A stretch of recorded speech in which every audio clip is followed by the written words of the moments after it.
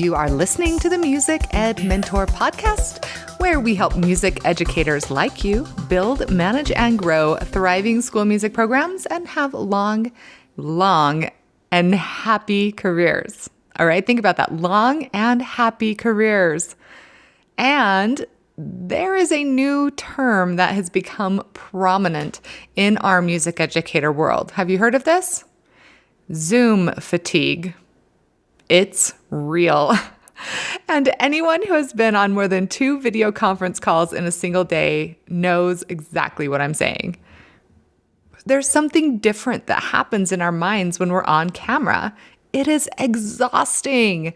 And part of it, or maybe even most of it, is because we're performing, aren't we? We're hyper aware of how we look, what we say, what our posture is, how's our lighting, and how we're perceived by the other people on this conference call. Extend that to the fact that every time we're in front of people, cameras, our students, what have you, we are putting on our performing person hat. And this is completely different in online learning from when we're in the classroom. When we're in the classroom with our students, yes, we're performing, but we're performing for that captive audience. How much difference is it when the principal walks into the room? The energy level changes, and it's kind of like that. Well, I'm happy to report that this episode addresses performance and confidence. Not just standing on a stage or playing for a camera, but the little performances we have to do all of the time. This ubiquitous visibility in the digital world that is far beyond what we have experienced in the in-person world. I am so pleased, like a little bit giddy, to have the wonderful Jeff Nelson with us for this episode.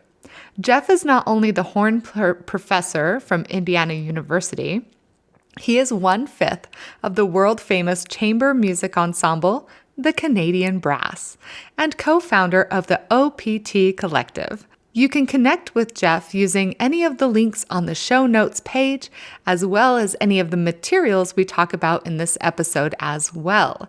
You'll find the show notes at smartmusic.com/blog. Having grown up on a Canadian pig farm, Jeff's multiple non-porcine professions show him to be living proof that if you want it enough, you can have any dream. Jeff is living his dreams out loud and fearlessly, as you'll hear in this episode. Jeff's approach to life and life coaching is the same. When he teaches, he mentors. Every choice we make helps create confidence in how we approach a job interview, audition, exam, product launch, or social gathering, and Jeff is going to give us his keys for success. It doesn't matter whether those choices are made while building or sharing our performance, choices matter. And he believes that we only ever choose one of 2 things, either fear or love. We're going to talk about all the things performance associated, like how can we feel more prepped for any performance of any size, including those exhausting Zoom calls? What are the mindsets that we can adopt that will help us? What about in the moment when we're actually performing? How do we keep our thoughts in a place that serves us instead of in a place that disturbs us? How can we be more confident, or should that even be something we focus on? How can we be better performers? And how does that serve us throughout our lives? Jeff shares with us some of his very best tips and tricks that have made him the world-class embodiment of confidence that he is. But first, speaking of awesome performances, are you as obsessed with the new Hamilton film on Disney Plus? Now you can sing or play along with a collection of the most popular songs from the Broadway sensation, including the title track, Alexander Hamilton, and so much more. Plus, you can get 25% off of a performer subscription using promo code HAMILTON at checkout. That's use the code HAMILTON at checkout. To learn more, visit smartmusic.com/Hamilton. Now, Go grab your notebook or open a sticky pad on your computer because you're going to want to write down the myriad of quotes that Jeff offers in this episode so you can use them yourself. Without further ado, here's my interview with the wonderful Jeff Nelson. Okay, so I'm calling this Becoming Fearless and Confident. And this is something I love to talk about because not only am I neurotic, but I feel like a lot of us are. And true story, tonight, and this totally dates the episode, but I'm going to make an attempt at doing an online band rehearsal with my community band. Ooh, that's awesome. I'm ridiculously nervous about it. I mean, it's really just conducting along with a YouTube video, let's be honest. Exactly. What factor are you nervous about? Choosing to be nervous about? Just choosing to be. Yeah, you see what I did there? Choosing to be nervous about. That is a really good question. I think part of it is that it's something new that I haven't done before, right? I mean, I'm on Zoom all the time. I shouldn't worry about that. I've presented to people before, but I'm always nervous the first rehearsal of a new First day of school, I call it. Yeah, every time. Is. And I haven't even really been with the band since December. Oh, nice. So it's just a kind of a connection success of having that work out for them. It's not a technical fear of the Zoom breaking down or the lag being too much. No. Being in front of those people and connecting and serving them well, right? Yes. And I do want to think of it as, serving them, but I'm also pretty self-conscious about it, Huh. Is that, well, maybe it's thickness of my arms that I'm. Oh, isn't that just camera angle? That's easily solvable. I keep my camera over my belly. Not saying that your arms. Anyway, well, let's focus on what you can do something about and what you can't is like one of the things I look into because the fear is so natural, so normal. One of my favorite things about fear I saw on Facebook is a graphic that says if you're in the future, you're anxious, or if you're anxious, you're living in the future. If you're depressed, you're living in the past, and if you are at peace, you're in the present. So the anxious, and it's perfect word choice, anxious, because we want to control the future and we can't. So it's that anxious grabbing for what we can't control. Depressed, because we want to control the past and change it, but we can't. So it's very specifically more a depressed thing. But that thing's coming and you've done it before and you have all the tools you've got. You could be more prepared. I know you weren't asking for help on this, but I totally was. This is a perfect. Oh. And that quote, by the way, is by Taoist monk Lao Tzu. That's right. Yeah. Awesome. Totally. But, I mean, I got thinking, if I, who am on camera all day, who have presented to 5,000s of people, can be nervous about running an online rehearsal, then how much more are my podcast listeners maybe feeling anxious about doing any of this online? And then you add to it the anxiety of, are parents going to walk through the room? Are they going to watch the replays? Or, and now it's not just your students who are the audience, it's anybody who has access is the audience. And it adds that extra level. So yes, I want you to help me, but through helping me, we're going to be helping so many other people too. Nice. Totally. Yeah. All right. So counsel me, Obi-Wan. Well, young Padawan, I think it's essentially about opportunity seizing, and what can we affect and what we can't, and that people are going to walk through the room. So for me, I think I've been getting better and better at getting over my fears. It started by just realizing, believing that I'm not going to live without fear. So fear isn't the problem. I'm going to fear. And then I'm all about sayings. So, and I don't know where this one came from. It might have been an athletic, like a Nike commercial or something, but it's find focus in the chaos.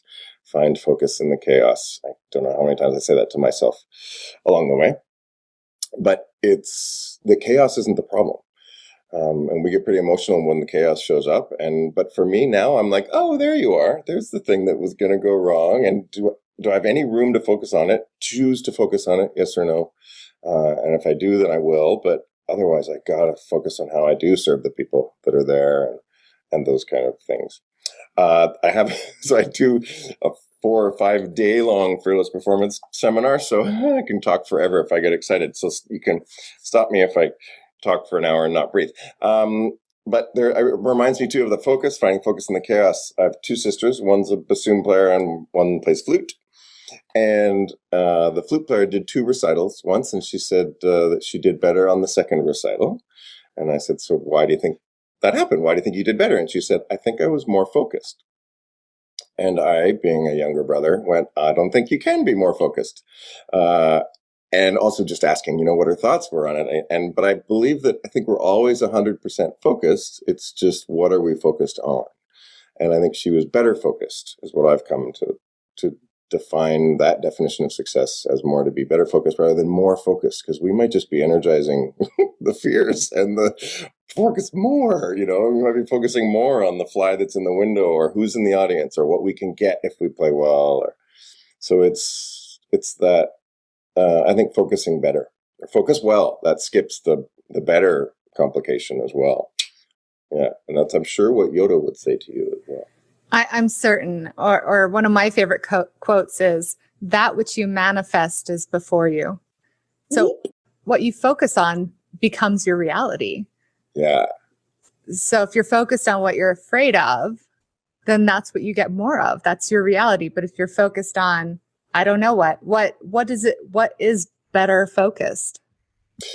Well, I think it's choosing, I steal a bunch of sayings as well. Fearless performance is not necessarily the lack of fear, but the choice. There are things more important than fear. So I'm building a repertoire of fear replacements, I call them, or an arsenal of them. So I go toward, revering the music. And then a second later, I'm worried about who's going to know more about the music than me, because I never finished my bachelor degree. So then I go toward revering the horn, so I have all these different choices that I can go toward over and over again. And I have an inspirational sheet that I use backstage and when I come on stage. And it says things on it like they want you to play well. Don't ask, tell. Go for death, all these different things that serve me. There's the one with my bassoonist sister and I, hers was go for death. Like it's your last dying breath, that last excerpt, Yeah. Every excerpt is the only excerpt. Every phrase is the only phrase. That really helps me get through that terminal thinking when I make a mistake. That, oh, geez, I did an audition once and I played a few excerpts, and then on the third one, I took the inspirational sheet out between each excerpt. That's one of my thoughtless habits that I've built into performing for me, so I can be that idiot. Bring up the thing, and then I go and it's Don Juan, and I horn excerpt, and I go spia spia. I miss both first notes, very impressive, and I stop. And I'm like, okay, no. And I take the inspirational sheet out and I look at it. They want you to play well. Da, da, da. I take the page and I turn it away from the Don Juan, and then I turn it back to the Don Juan and I go, oh, Don Juan, I love this excerpt. And this is the only excerpt they're going to hear. I haven't played 3 excerpts. I'm not going to play another 5. So now emotionally, I never have to make up for a badly played excerpt. In theory, this is in theory. But I did it again. I did my process and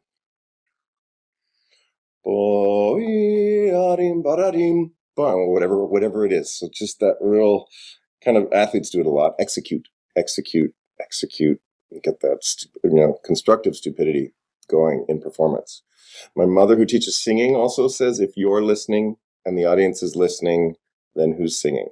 And that's a really good way to define presence, that you're, record yourself, learn later. This on stage in performance is not where we're there maybe to learn how to replace fearful choices.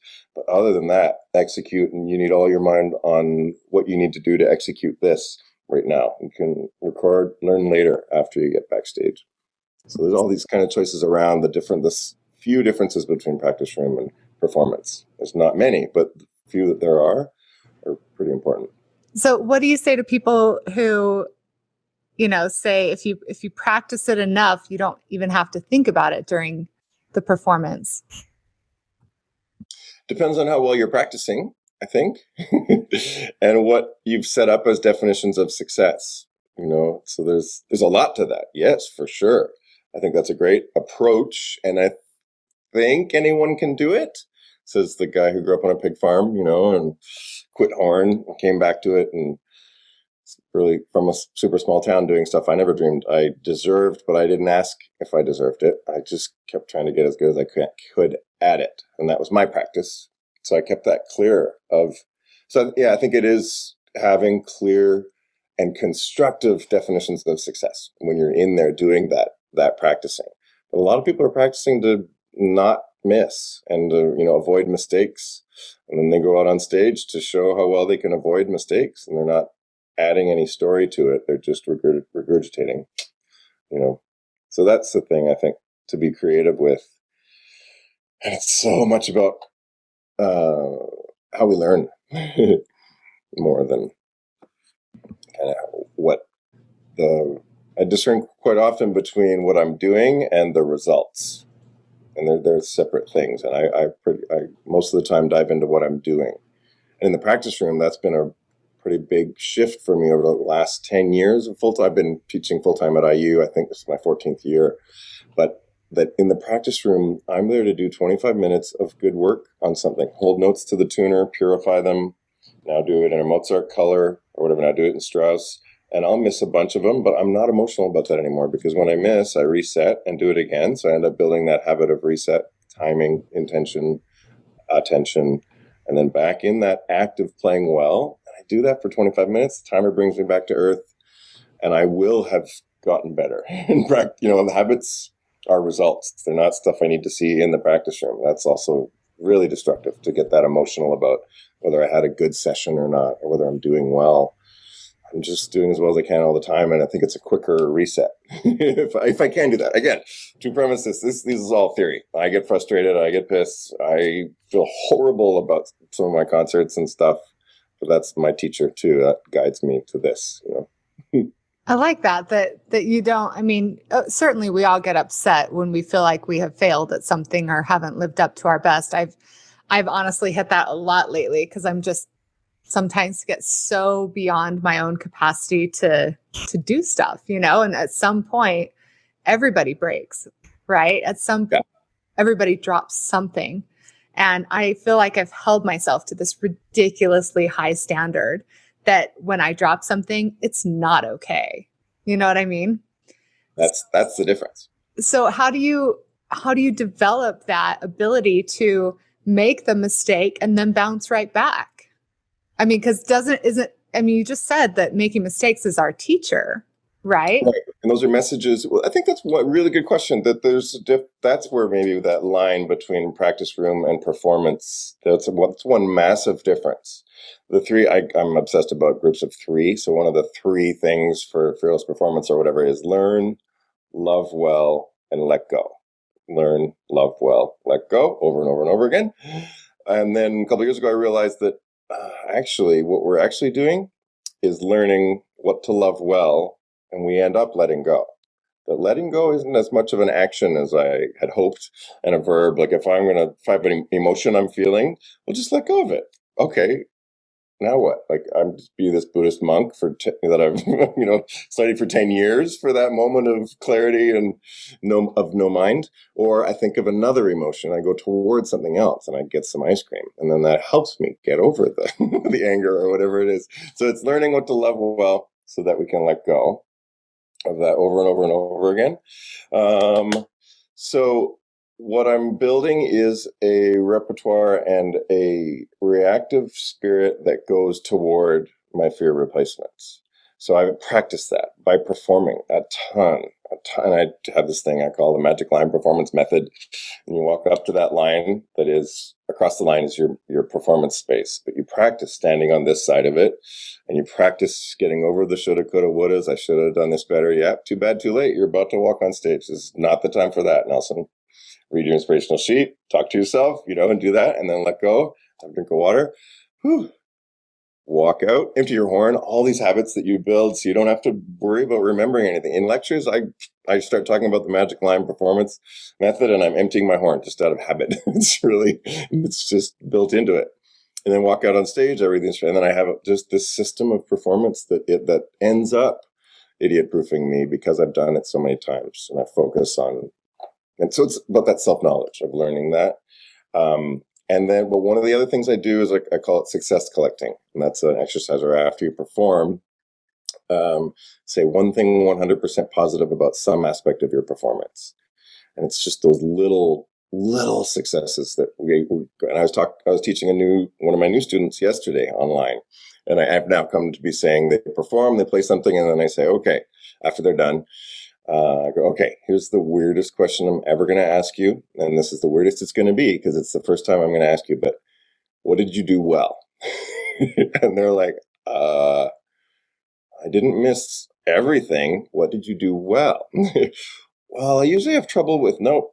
What did you do well? And then make it easier on them. Out of the hundreds of things you did really well, pick one of them and say something 100% positive about that.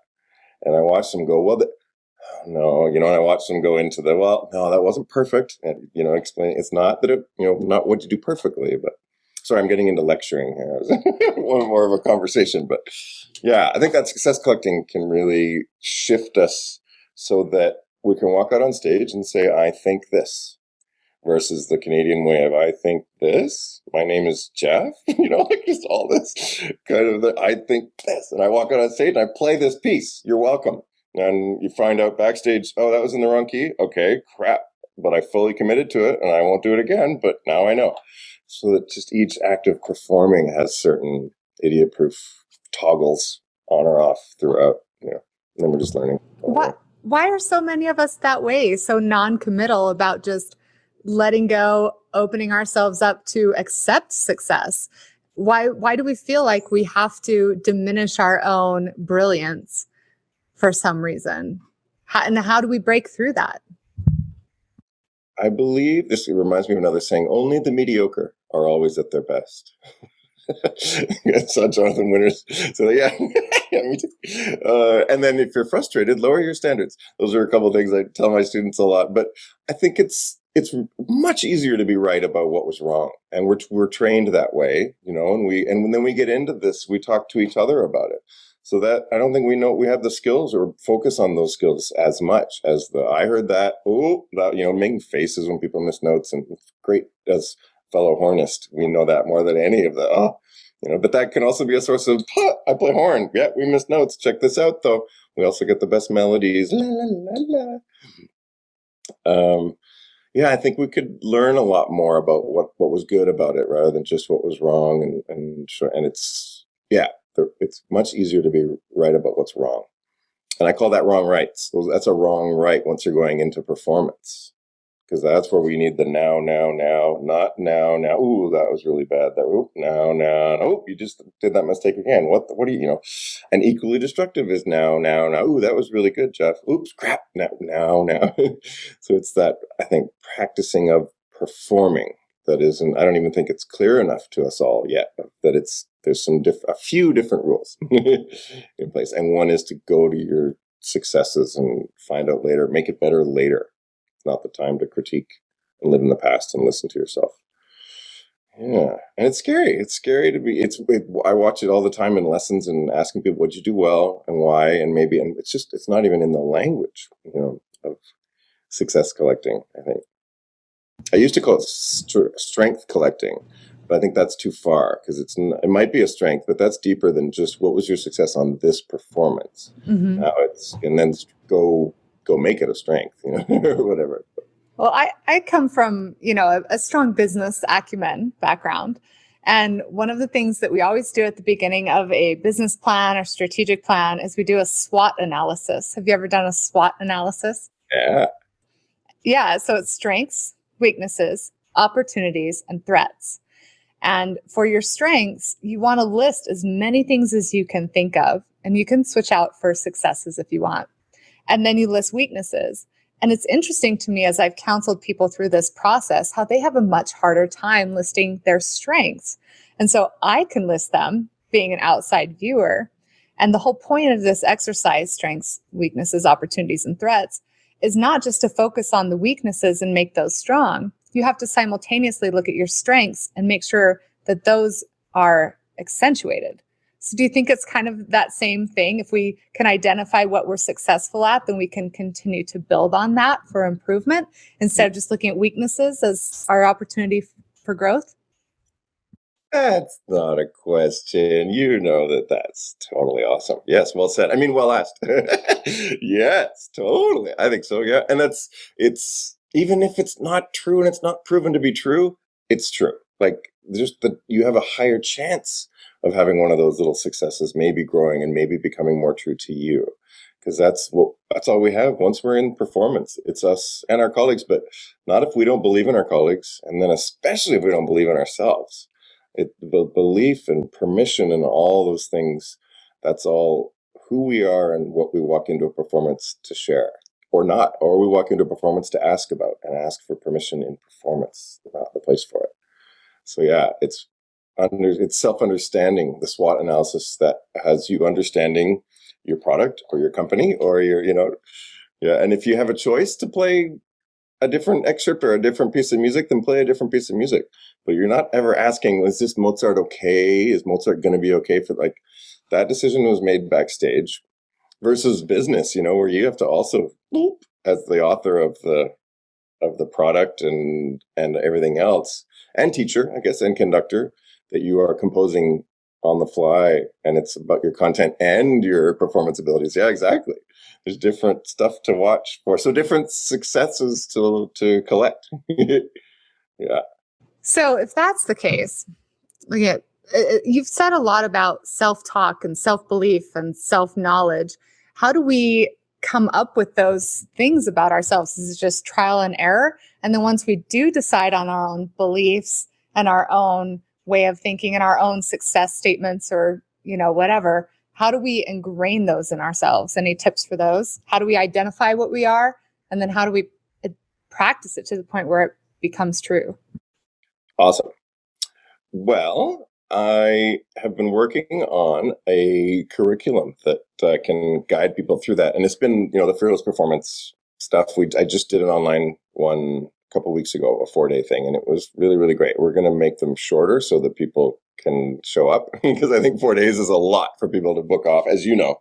Yeah, so we're going to do some 2-day ones online.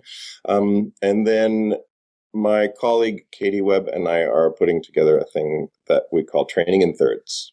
And it's a whole big structured curriculum where another one of my 3 things is build, be, share. Build, be, share. Over and over and over again. And that's kind of the system of performance where you're building, you're preparing, you're practicing, and all that stuff. That's the build phase. Then there's a spot where your build ends. And your sharing hasn't started yet. Basically, you're backstage or whatever, wherever you can't be building anymore. And this is where most people neglect it, is the be phase. Just be, just embrace all you got, get clear on what you're about to do, and that's it.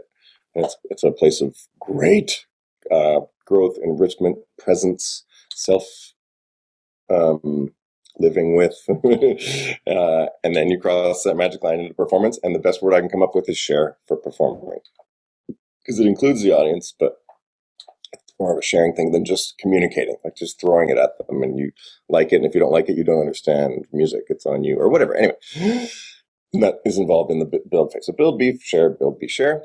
The Training in Thirds, a little bit different. It's build, share, be, and these are the 3 thirds of your time. If you, let's say you have a concert in 3 months, so you get 3 thirds. First month is spent on build, and you're learning the score, you're learning what people like about it. If you're there to please an audience, or an audition or whatever that is, you're learning as much as possible about what you're about to perform. And it works in the business world as well. I've taught it to business people for elevator pitches or whatever, boardroom presentations, athletes.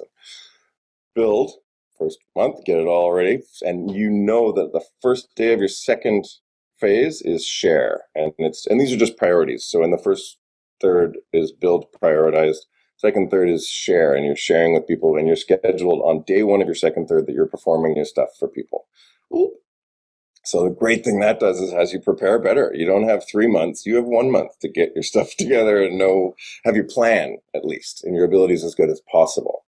And then this whole second third is share priority. So you're sharing with people, collecting and asking, what did you think? All that stuff in the second third. And that's normal. We do that, right? And we ask other people, but we're practicing performing as well.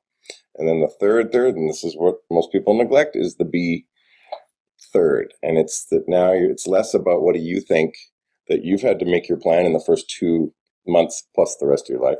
And these first 2 months, so this third month, you're being in there and you're basically learning how to get your best version out of you on your first attempt, on your first shot. And that's the performance thing that people are like, oh, I can do it. I hope I have a good day or whatever. Like, no, learn what we need to do to have your best version on your first version. And it's less about asking people, what do you think? And that's another mistake we make, is trying to get the great idea the day before the big performance or whatever. No, I'm going to spend a month with me, my version. And I've made the plan and asked everyone what they thought. And we keep performing in the third and keep having everyone tell everything they thought about it. But I let a lot of that go by and just, okay, thanks. Yep. And pretend to write it down. Okay. Or all that. So it's, those 3/3 of training can split up. And then there's a lot of ways of measuring your work so that you feel like you've done the work. That's a massive part of it. Anyway. That's a lot of self-actualization. Right. Now, is that a process or is that a cycle? What's the difference? Well, a process has an end point, but a cycle we start. Right. So it's both. So it's a cycle process, or a process cycle. They each build, be, share. But I can go through the build, be, share process each day. If I'm about to perform, I'm building, and then I'm backstage getting ready to perform for that person on that day. So that's, like I say, the performance circle. And then the 3-month thing is that training, and the grand 3-month cycle. You can have more than one of those going at the same time if you have overlapping. But thirds works even if it's 3 days. It's so good because you really know what your priority. You're doing everything all the time, kind of, but at least you have clear definitions of success or priorities by doing that. And then we've broken things down into tasks. David Allen, Getting Things Done, The Art of Stress-Free Productivity. It's a book 15, 20 years ago. One of the things he said that was awesome was we don't do projects. We only do tasks that end up adding together to complete a project. I love that. And so for our performance preparation, this whole repertoire list or this whole concert that I have to conduct, our whole curriculum I got to teach, versus just today tasks, break it down into those smaller things. Anyway. So what if we were going to create like a daily practice for ourselves, just to improve our own confidence and fearlessness throughout the day and throughout whatever our performances might be, whether it's an entire, solo thing all over YouTube live stream, or it's just getting on the camera in front of our students? What are some of those sort of daily consistency things that we can build in to help improve us over time? Nice. I don't think I do much without some good fear. So scheduling little performances, scheduling little moments of sharing, and then I'll get my stuff done because I have to perform for my grandmother tomorrow, and I have to, whatever it is, it doesn't matter if they even understand what you're talking about. It's how seriously do you take your commitment to your performance, and then just schedule it. It's that simple. It shifts my work into, okay, now it's real. As far as maybe, the way I act on deadlines. We've only done a few projects together, but you already know that about me. Deadlines.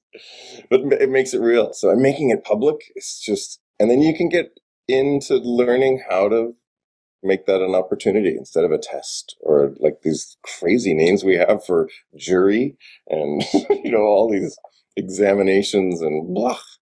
They're performances. I don't do mock performances. I definitely don't do run-throughs. Those are horrible word choices for just perform. I'm trying to think of how I can take that and teach people who are having to do, webinars and online presenting and online teaching. Yeah, they're performances. I think it might be the same. They are. Yeah, they're online performance. I went to teaching is a performance too, where it's shared and it depends on an exchange, But. Yeah, and now more than ever, we feel like there's pressure to perform. right? Yeah. And to Right. perform well, and that our performance will be evaluated, Yeah. and so will our students, and Well, that's why I do magic. Explode yeah. things. What were you going to say? I was just gonna say, at some point, you just have to stop. How much do you balance caring what other people think about your performance versus caring what you think about your performance? That depends on, yeah, sorry, I'm going to keep saying really good question. That depends on how long you go between performances, I think. That if you perform once a month, then that month's performance lives on for the month. But if you perform twice a day and you have the next day you can perform again, now you can take that critique a lot smaller or grander and see if it matters with the next person you perform for along the way, maybe. You remind me too of the Brendan Burchard thing. A couple things that really changed my teaching. One is a total tangent, but big surprise listening to me talk. Most people don't, people don't connect to your story of success. They connect to your story of struggle. I love that kind of way of going into that and sharing that. So that helps me actually not be perfect when I'm performing, and that when I'm struggling, that my audience is with me there as well. And I've experienced that at times. And I keep getting hired, so I guess, and I've never played my perfect performance, and I always know it's flawed, and yet it keeps passing the tests enough to stay hireable. But he also said that there's three things that you need to do in order to be an influencer, and the people that you want to influence will be greatest influenced if they respect you, trust you, and believe that you care about them. So once they believe that, you can't. Sorry, because you can't be chasing their belief in you. You have to be believable, and that's the autonomous goals thing. Daniel Pink, I think you sent me something about him the other day. The paradigm for success, is the carrot or the stick. You either win the prize or avoid the punishment. But the new paradigm that he outlines in his book called Drive, the curious truth about what motivates us, I think, is there's three things we do for meaning or mastery, meaning, and autonomy. Those three things, which I love. And that's what's being either tested or shared every time we go to perform is how good are you? Do you put some meaning to it? Are you telling a story or are you just regurgitating? And then autonomy. Do you have your own sense of rhythm, pitch, storytelling, hireability for businesses or any of those things? And that autonomy drives me a lot in my own, how much do I worry about what others think versus get it there. Just get it there as good as I can, and do the research. You have to be an expert too to be regarded as an expert. So I need that energy that we could waste on worrying, put it into study or whatever. Yeah. Okay, so recap and give me, like, what are 5 great ways that I can be more confident and less fearful? Okay. And I'm fearful or anxious. I'm Sorry. totally fearful and anxious. So am I. You say you. uh, Find focus in the chaos. That chaos isn't bad. Oh, I gotta be succinct. Find focus in the chaos. Chaos isn't bad. It's coming. Just see it and go, okay, there it is. Deal with it. The cure for frustration is reality. So we can only be frustrated with things that aren't the way we think it should be. And frustrated with ourselves is the most crazy thing ever. Yeah. It's like moving to Canada and being frustrated with cold weather. It's crazy, but we do it. So the cure for frustration is reality. And if I'm practicing my instrument and I miss a note, it's always weird when I see people go, because, and I do it too, but it's that I'm making the mistake of thinking I should be that perfect player. I'm not. I just did this. I just did it. And a second ago. So if I'm upset, destructively emotional about it, that's a mistake, and that's why it doesn't feel good, is to hopefully inspire us to maybe think better the next time. Yeah.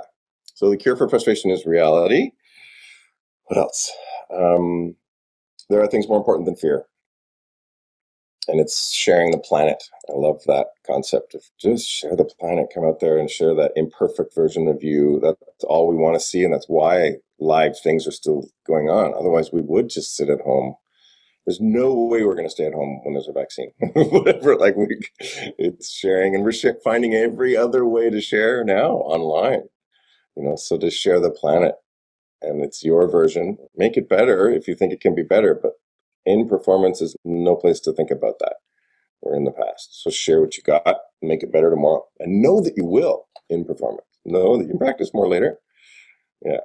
And those little hits are just signals. That's not, yeah, feelings are signals. Or not. Or they're things to hold on to and embrace and indulge and be right, but be wrongly right. So have those feelings be, ooh, I'm stressed. Oh yeah, I have a concert coming up. I better get off the couch. Sorry, Xbox. I'll be back. I'll earn you somehow by doing some more work on it. Was that 5? I don't know. And give me some daily things that I need to do to be better. Well, I have a health hour actually, which helps my mind. So meditation, some sort of. I use Headspace, 10-minute things. I'm doing the one on focus right now, and it.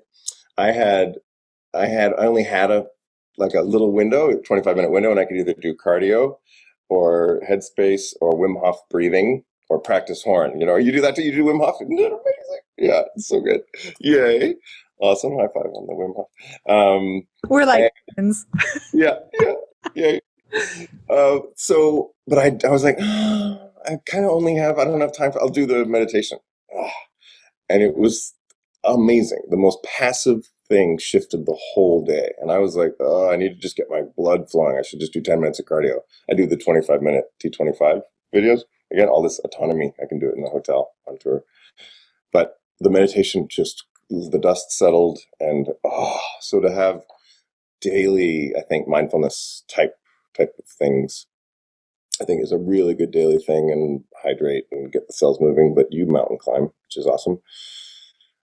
Pick one thing to share with someone else. Do little mini performances of something that you're going to explain to someone else or share, engage in a conversation. Even those are performances too, but maybe see performance a little more often in each day, and maybe pick something that you can perform each day. I like the eye contact. I love just making a little bit more eye contact in an elevator.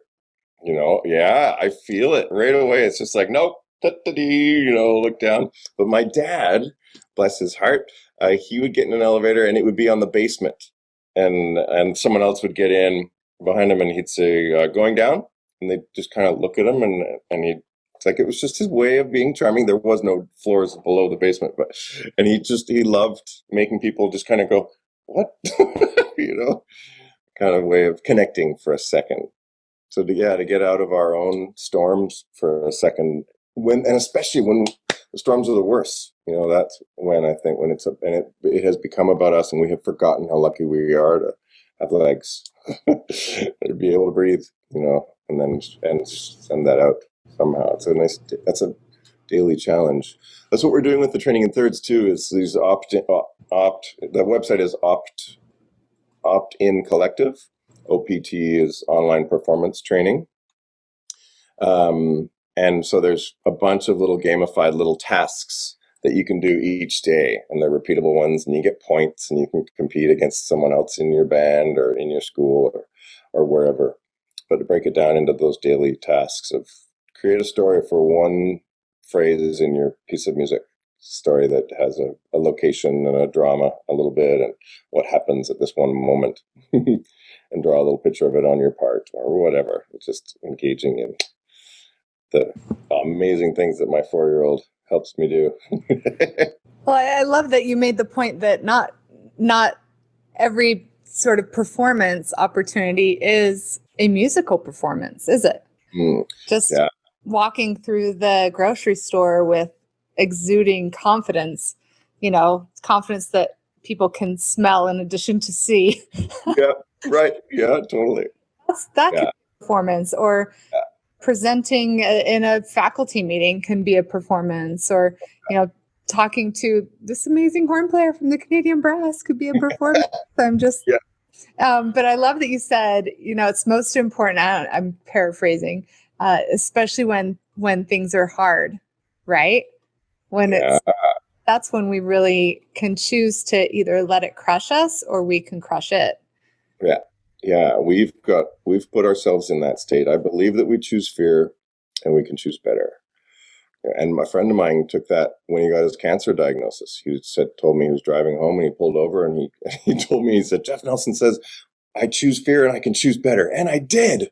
And it was amazing to hear that. Like, wow, just unbelievable, humbling. It's amazing. But, and I don't say we choose fear like it's our fault, but it's I'm responsible for the fear I'm feeling. Not grief or guilt or anything, but responsible. I chose this down to, if a student says, the audience made me nervous. And I say, sorry, what? And they say, I chose to let the audience make me nervous. And I say, oh, okay, we're getting there. Sorry, what? And they say, I chose to get nervous. I might have chosen to get nervous because of the audience or whatever, and that's interesting, but the audience didn't happen to me. And my nerves were my choice. And it's just getting better and better at it. I still fear. I don't think anyone is ever wrong for fearing, ever. But I don't think the problem isn't the fear, it's the negative results from those fearful choices. And so we can look at that deeper and more often. Right? Do you know Steve Chandler? Ooh, no, I don't think so. Okay, I'll introduce you to Steve Chandler. I mean, his writings, and he's Awesome. He's a self-help guru as well. Yeah. And awesome. But he says, run at the fear. Ooh, awesome. If you want to beat it, just acknowledge it. And that has helped me so much when I've been fearful at times in my life, is I just think, okay, what can I do to run at that fear? Because chances are good it's the unknown about it that scares us. And when we actually jump in and do it, all of a sudden it's not scary anymore. Like, I can tell you, I'm nervous right now for this rehearsal. I'm anxious. I'm living in the future. I acknowledge that. Yeah. And that it actually starts and people start coming on the screen, I'm going to be like, what's up, everybody? Yeah. Yeah. It's the same way you get to the concert hall and you can be all nervous, but the second you get on stage, it can be a whole new world, right? Yeah, absolutely. And then it's the type of preparation that we've done. Like, I can be calm when I walk out on stage, but if I haven't done my horn playing work, then that comes out as well. But it's only one factor, one factor. So as a conductor, with the music and your guidance, you can direct it around, and really serve those people in all those different ways that with skills and ways of doing it. They do not know everything. They don't know, yeah. That's the other thing, is that everyone knows everything that I've messed up and everything. No, absolutely not. And we keep score like there's someone out there with the same scorecard we have. Never, never, never. I have to keep reminding myself, like, they chose me. Yeah, exactly. They chose me to be their director, not, and yes, I offered, but it's completely volunteer. They could oust me at any time, and they still enjoy, for some crazy reason, having me be the conductor. So I love there's an idea of, if you want a better life, ask better questions. And I think also a lot of people ask too many questions, or they keep asking. They already picked you. Now stop asking that question and not re-earning it, or whatever that is, the self-worth thing that I do plenty of times. I catch it and go, of course. I tell a story about the audition. I was in the third year of university, and it was fourth horn in Winnipeg Symphony, and I went to the audition and I played as well as I could, and they ended up hiring me. And so now I'm a professional, right? Because I've been given a job, and now I'm a professional. However, so I have permission to be a professional, but could I have won the audition if I didn't walk in there and play like a professional before they gave me permission? But I had to go in there and play like that pro without, the permission. That's what we gotta do along the way, and we earn, the world gives it to us, but that's not what we need to wait for. We can give that to ourselves and then see what happens. I can't tell you enough how thrilling it was to spend this time with Jeff. He is one of my heroes and one of my new favorite humans. In case you missed some of his quotes, I'm going to read some for you now that stuck with me. Accept the fear. Find focus in the chaos. Come from a place of service. Go for death. Every phrase is the only phrase. The cure for frustration is reality. And my favorite one, the one I want painted on my walls and tattooed on my forearm: learn, love well, and let go. Remember, you can find all of the links you'll need to connect with Jeff on the show notes page at smartmusic.com/blog. While you're there, I'm willing to bet you'll get at least one song from Hamilton stuck in your head too, so enjoy that. And no matter what this next week holds for you, know that you are appreciated, you are divine, and you will keep teaching on.